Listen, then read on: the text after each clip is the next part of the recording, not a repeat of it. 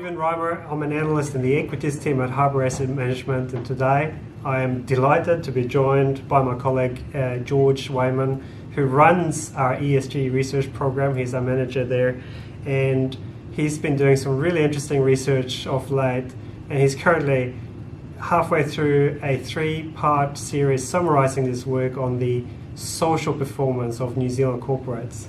So with that in mind, George, particularly around health and wellness, how good are New Zealand corporates at treating their staff well? Yeah, well, unfortunately, the majority of the companies that we looked at in this study didn't actually provide a lot of this health and safety information. So less than half of the sample provided the injury frequency data that we were really looking for. On a positive note though, out of the companies that did report, we found that the majority of those actually had an improving trend over the past few years.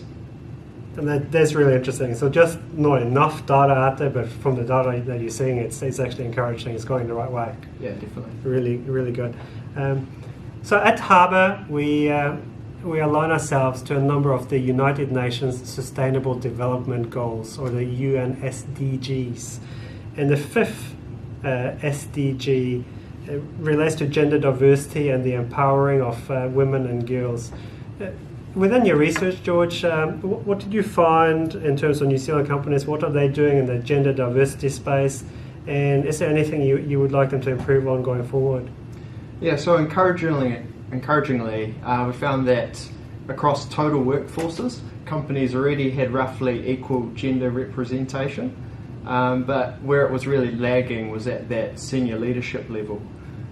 So going forward, I think the target that companies should be striving towards is one known as the 40-40-20 ratio, which means 40% men, 40% women, or 20% any gender.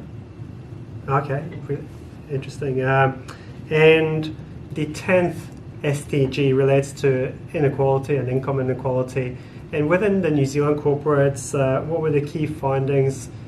Yeah, for income inequality, our measure of it, we found that there was actually significant dispersion between different sectors that we looked at.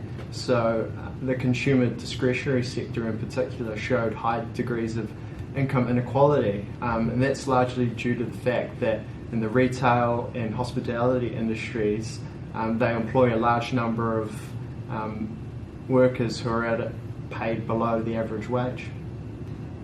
Really, really appreciate that. Really, really good insights. That summarizes George's second piece out of the 3, so there's one more coming. It is really important research that's being done, and it really empowers analysts and portfolio managers at Harbour to have robust discussions with management teams and boards, and really can leverage the pooled capital that we manage to push corporates towards improving their sustainability efforts. So thank you very much, George, and thanks for listening in.